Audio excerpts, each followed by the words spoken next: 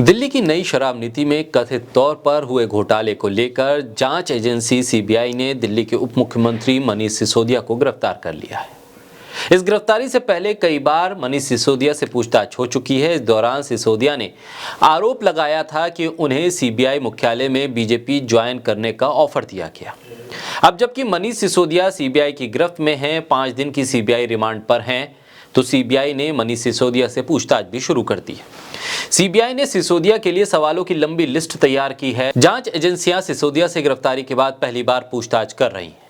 बताया जा रहा है कि सीबीआई नए सिरे से इस पूरी पूछताछ को करेगी। पिछली पूछताछ के दौरान वो जिन सवालों के जवाब देने से बचे थे, उनसे एक बार फिर वो सवाल पूछे जाएंगे। ऐसे में मनीष सिसोदिया के पुराने ट्वीट भी अब सामने आ रहे हैं, जिन ट्वीट में वो नेताओं पर भ्रष्टाचार के आरोप लगाते रहे थे और इन आरोपों को लेकर उन नेताओं पर निशाना साधते रहे थे। इसमें मुलायम सिंह यादव से लेकर लालू प्रसाद यादव तक का नाम शामिल है।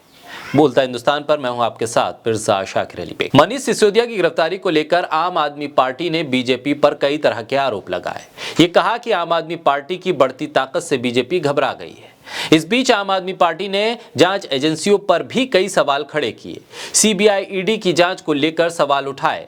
मुख्यमंत्री अरविंद केजरीवाल ने यहां तक कह दिया कि उप मुख्यमंत्री मनीष सिसोदिया निर्दोष हैं। उनकी गिरफ्तारी गंदी राजनीति का हिस्सा है। उन्होंने मनीष सिसोदिया को बेकसूर बता दिया। उन्होंने कहा कि मनीष सिसोदिया की गिरफ्तारी से लोगों में बहुत गुस्सा है। लोग अब समझ रहे हैं और इसका जवाब देंगे। और उन्होंने कहा कि इससे हमारा संघर्ष और मजबूत होगा। लेकिन हैरानी की बात तो यह है कि जिन मुलायम सिंह यादव पर मनीष सिसोदिया भ्रष्टाचार के आरोप लगाते रहे, उन्हीं मुलायम सिंह यादव के बेटे अखिलेश यादव ने मनीष सिसोदिया की इस गिरफ्तारी पर सवाल खड़े किए। उन्होंने कहा कि मनीष सिसोदिया की गिरफ्तारी से साबित हो गया है कि भारतीय जनता पार्टी सरकार 2024 से पहले ही अपनी हार मान चुकी है। इसलिए अलग अलग प्रदेशों में विपक्षी राजनीतिक शक्तियों को झूठे मुकदमों में फंसाया जा रहा है। लेकिन संघर्षशील लोग जेल जाने से नहीं डरते हैं। सच को भला कब तक गिरफ्तार रखा जा सकता है। ये वही अखिलेश यादव हैं जिनके पिता मुलायम सिंह यादव को लेकर मनीष सिसोदिया इस बात का ट्वीट करते रहे कि जांच से मुलायम सिंह यादव घबरा रहे हैं, उनकी दाढ़ी में तिनका है, उनको भ्रष्टाचारी बता रहे थे। आज वही अखिलेश यादव मनीष सिसोदिया के साथ खड़े नजर आ रहे हैं। वहीं दूसरी तरफ लालू प्रसाद यादव पर मनीष सिसोदिया के जो पुराने ट्वीट सामने आ रहे हैं, उसमें लगातार वो इस बात को कह रहे हैं कि लालू प्रसाद यादव एक भ्रष्टाचारी नेता हैं। आज उन्हीं के बेटे तेजस्वी यादव मनीष सिसोदिया के साथ खड़े नजर आ रहे हैं। वो लिख रहे हैं कि दिल्ली के शिक्षा मंत्री की गिरफ्तारी आश्चर्यजनक नहीं। सीबीआई, ईडी जैसी संस्थाएं अब स्वायत्त नहीं हैं, बल्कि बीजेपी के संगठन के साथ काम कर रही हैं। उन्होंने कहा, तेजस्वी यादव इस बात से इनकार नहीं करते हैं और ये भी बताते हैं कि हमारी पार्टी तो शुरू से ही कहती है कि विपक्षी लोगों को ये लोग निशाने पर लेते हैं। आज मनीष सिसोदिया की गिरफ्तारी से ये साबित हो गया।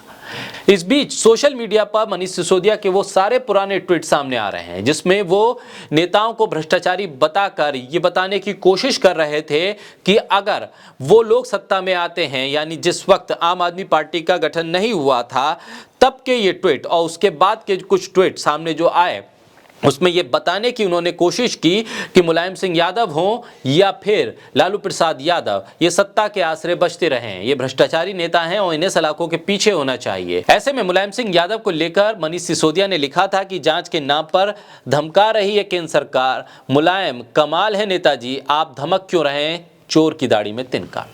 इस तरह के अल्फाजों का इस्तेमाल करते हुए लालू प्रसाद यादव को भी उन्होंने ट्वीट के जरिए घेरा था। उन्होंने कहा था, उन्होंने लोकपाल की वकालत इसलिए की थी कि अगर लोकपाल आ गया तो लालू प्रसाद यादव जैसे नेताओं की संपत्ति जब्त हो जाएगी। लालू यादव को दोषी करार होने में 17 साल लग गए। इस पर भी मनीष सिसोदिया ने ट्वीट करके तंज कसा था कि आखिर इनको सजा कब होगी।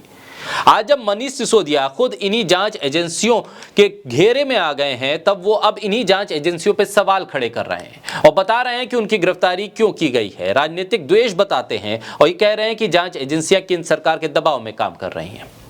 उनकी गिरफ्तारी पर लालू और मुलायम सिंह यादव के बेटे अब उनके साथ हैं। ऐसे में सिसोदिया से हमदर्दी वो लोग जता रहे हैं। लोग अब सवाल ये भी कर रहे हैं कि जब विपक्षी नेताओं को ये एजेंसियां प्रताड़ित कर रही थी, तब आम आदमी पार्टी के नेता खामोश क्यों थे।